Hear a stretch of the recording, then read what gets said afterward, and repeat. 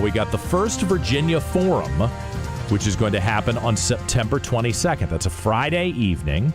And our next guest is the speaker at the first Virginia Forum. His name is Andy Ngo. Now, I want to take you back to 2020, okay, when the riots were happening around the United States, in Seattle and Portland. And a lot of Americans don't remember that this happened here in Richmond. A lot of people didn't even realize what was going on in Richmond because I was getting up to do the show every morning. And I had people who were emailing me and texting me like, John, there's a bus on fire.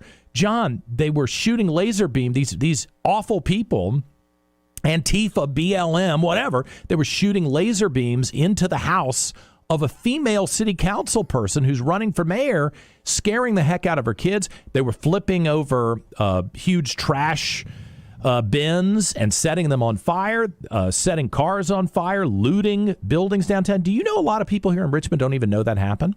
Because a lot of our media went to sleep after the 11 o'clock news. Oh, wake up. And then at 6 a.m., it was like, oh, it didn't happen.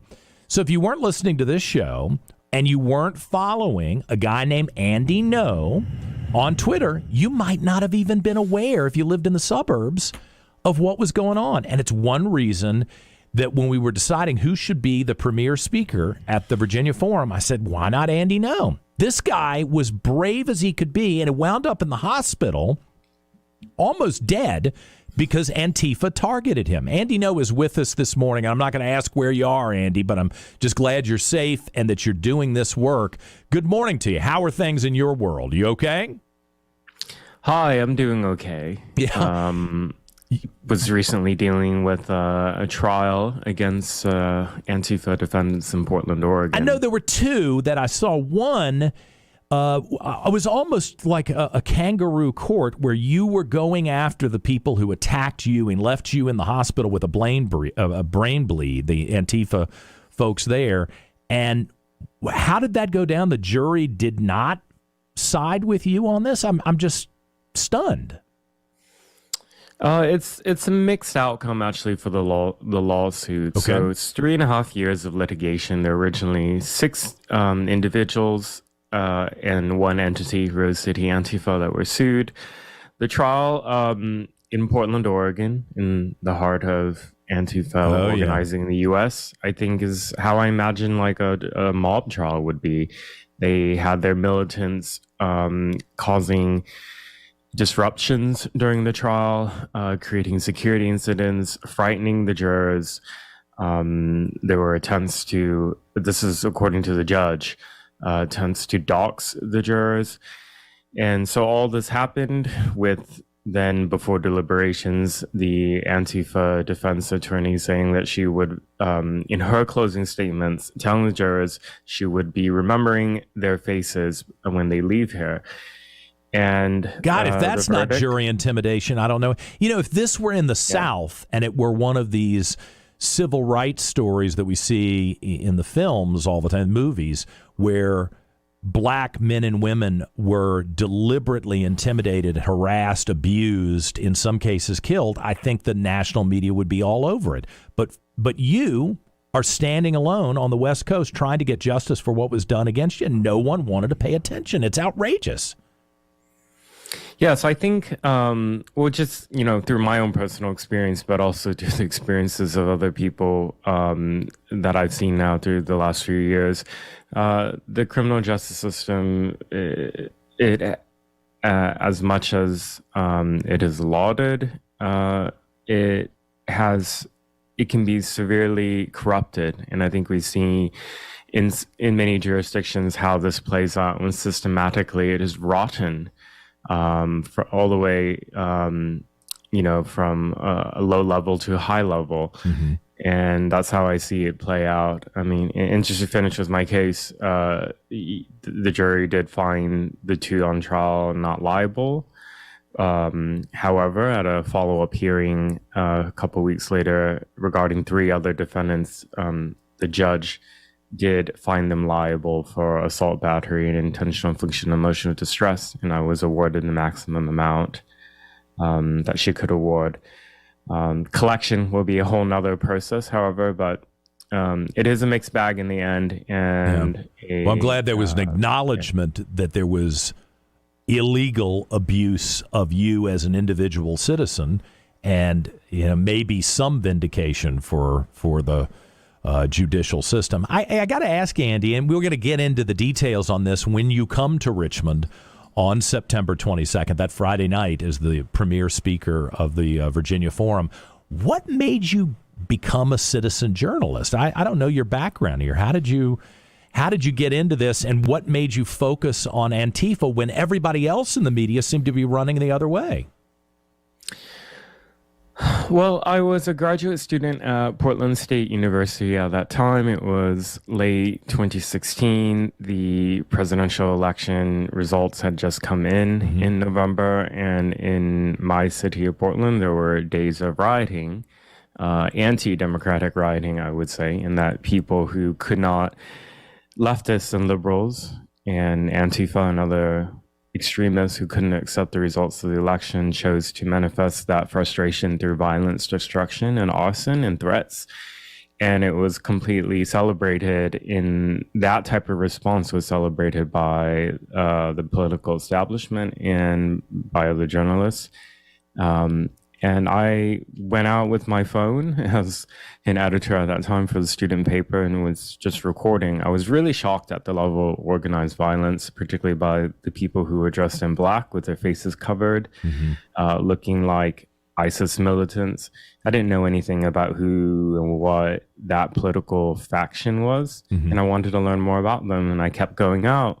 As they kept organizing more and more, they claimed that they were mobilizing in opposition to ascendant fascism in America that was emblematic by the election of Donald Trump, and that it was up to them to stop the next Holocaust.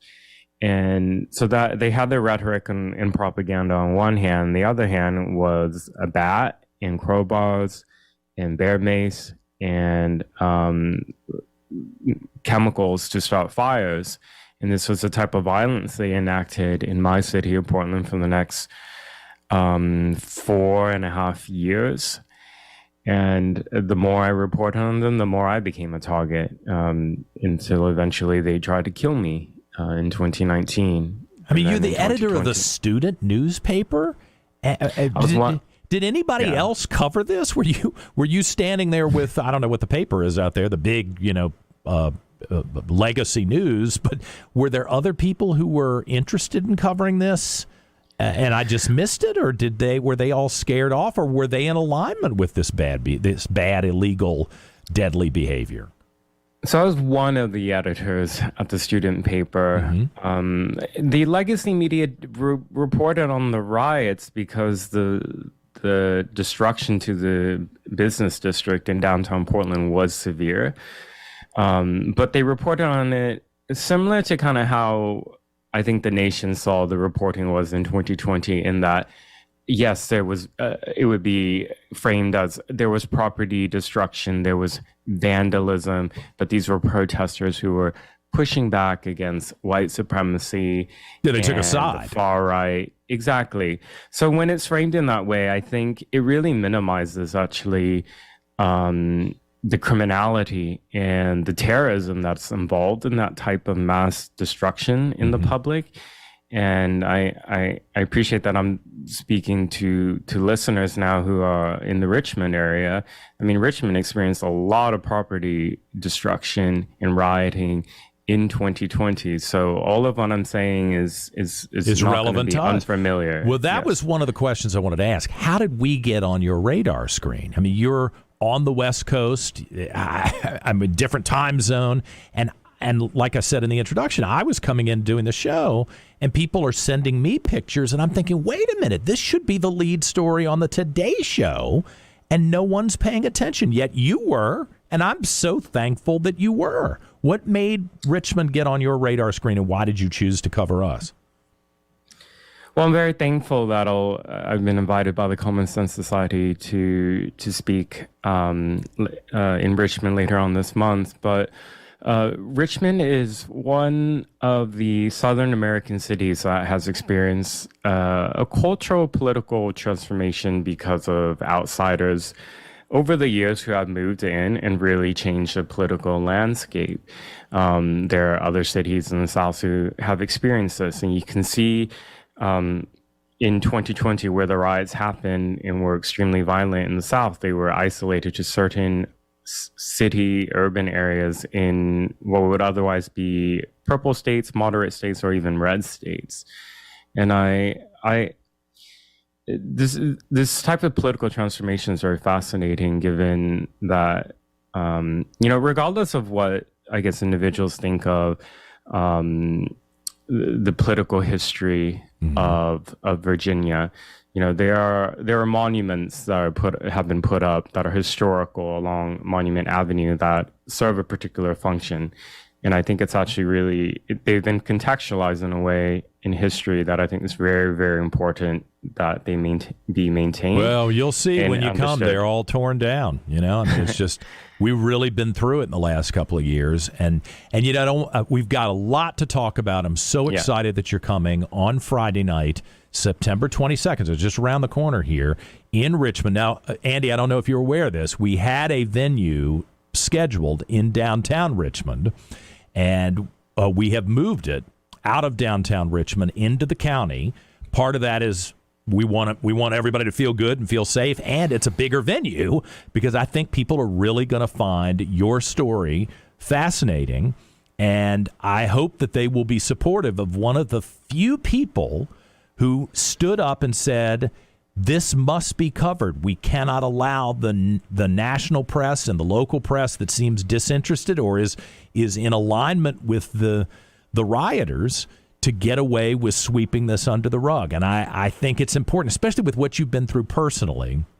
I really pray that especially my conservative friends, conservative minorities, the conservative gays, the Asian community, the Latino community, the black community that was so terrorized here in Richmond in 2020 will stand up and come see you at this venue, which we'll announce in the next week on the 22nd. If they want to get tickets, they can go to the virginiacouncil.org. The Virginia Council is the group I started about a year ago. I haven't made a big deal out of it on the radio because I try to keep things separate, but in conjunction with the Common Sense Society, go to the virginiacouncil.org and you can purchase tickets to join Andy, hear Andy's story, and then we'll continue this interview on stage at this new venue in Henrico County on the 22nd. Andy, I really admire you. I'm so thankful that we're going to get the chance, that I will get the chance to meet you in person, and that Richmonders will get to hear the behind-the-scenes story of what happened in our own city